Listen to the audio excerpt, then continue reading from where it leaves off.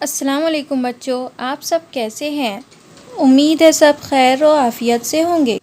इसके पहले हम ज़ाविया सबक पढ़ चुके हैं, अब हम दायरा पढ़ेंगे। इस तस्वीर में देखिए और बताइए कि इस तस्वीर में कितने दायरे छुपे हुए हैं।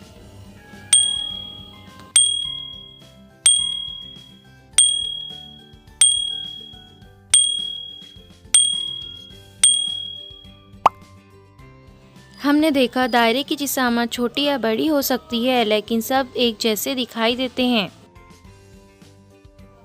हमने हिंसी शक्ल ज़ाविया पढ़ चुके हैं और इसकी किस्में भी पढ़ चुके हैं। अब इसके बाद हिंसी शक्ल दायरा पढ़ेंगे और इसके हिस्से पढ़ेंगे।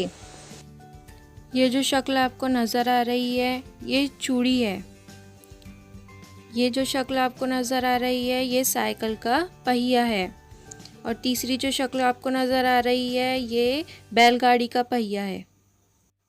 ये जो शक्लें आपको नज़र आ रही है ऊपर की तमाम शक्लें दायरा नुमा हैं।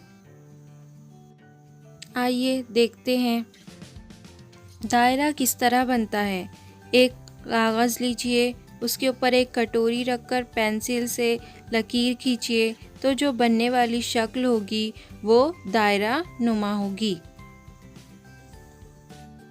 आइए अब इस कागज़ को इस तस्वीर में जिस तरह बताया गया है उस तरह मोड़िए।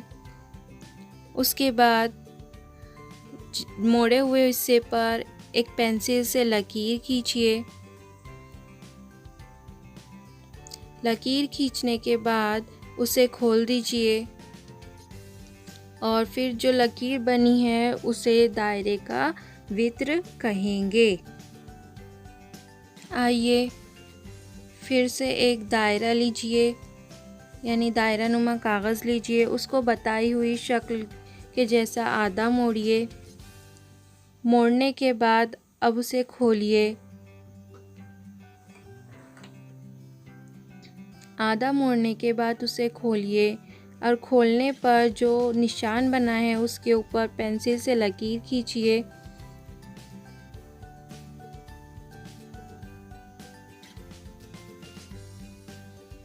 अब ये जो लकीर है इसे दायरे का कुत्र कहेंगे।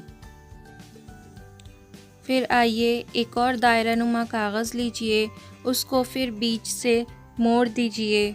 मोड़ने के बाद उसे दोबारा मोड़िए ताकि वो पाव हिस्सा दिखे। मोड़ने के बाद अब उसे खोलिए। खोलने पर इस तरीके से लकीरें दिखेंगी, उसे पेंसिल से डार्क कीजिए और दो लकीरें एक दूसरे को कता करेंगी। बीच में जो निशान दिखेगा वो दायरे का मरकज़ होगा। अब हम प्रकार से दायरा बनाना सीखेंगे। एक प्रकार लीजिए, उसमें इस तरीके से पेंसिल को लगाइए। फिर प्रकार की नोक को एक तरफ रखकर पेंसिल को गोल घुमाइए तो बनने वाली शक्ल दायरा नुमा होगी जो तस्वीर में दिखाई गई है।